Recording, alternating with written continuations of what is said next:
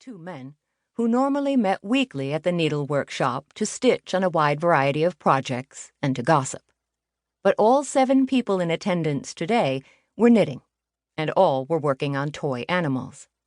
A heap of Excelsior stuffing was in the center of the table.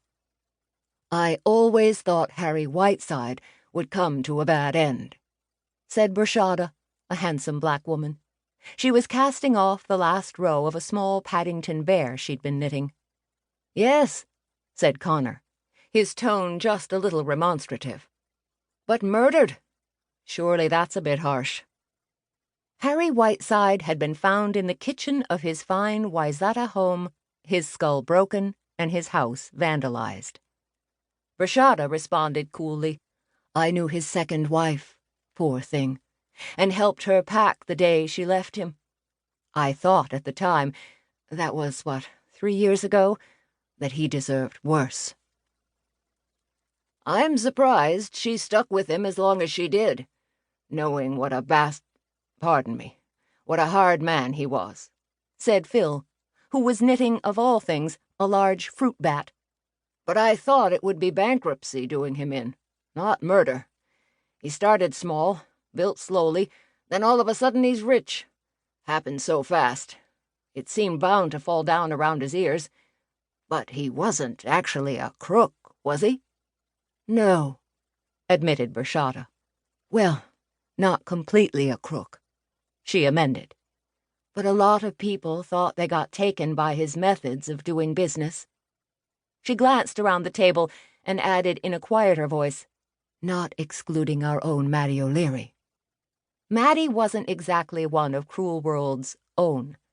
She was an ardent knitter, and did some tatting as well, buying her supplies in the shop.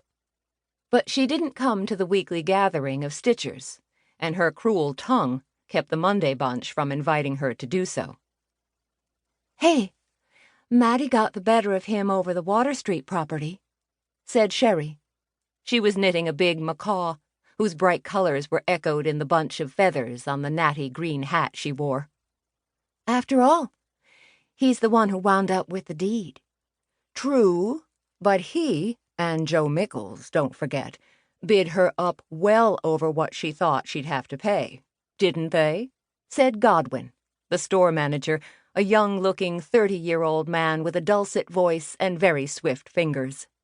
He had been showing off by knitting a leopard, a difficult task because of its random pattern of yellow-centered black spots. As he spoke, he was knitting the 40th, 41st, and 42nd stitch in the row of 45 that made up the long tail of the animal. "I agree Joe Mickels has to take a share of the blame for the high price it sold for," said shop owner Betsy Devonshire, who wasn't sitting at the table but was working on an order for silk and ivory floss over at the checkout desk.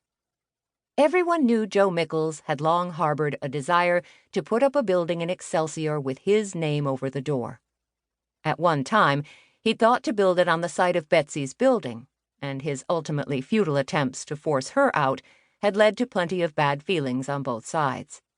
He had recently tried to accomplish his goal when the great big car dealership at the top of Water Street had closed and the property had been divided in half and offered for sale.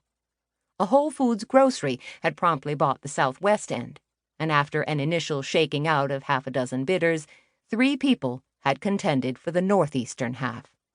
"It's very satisfying to make your dreams come true," said Valentina, who was driving her contractor crazy because she insisted on supervising every element of the reworking of a house she'd inherited. "So I guess I'm feeling a little bad for Mr. Mickels." She was knitting a beautiful ram, complete with horns. Joe, Maddie, and Harry had taken up cudgels in a bidding war, all the more ferocious for the big egos of the 3 participants. All 3 refused to speak on the record about the struggle, but some local folks knew a few interesting details, and enough of them talked about it that many of the people living around Lake Minnetonka were able to follow with amazement as the bids were raised and raised again.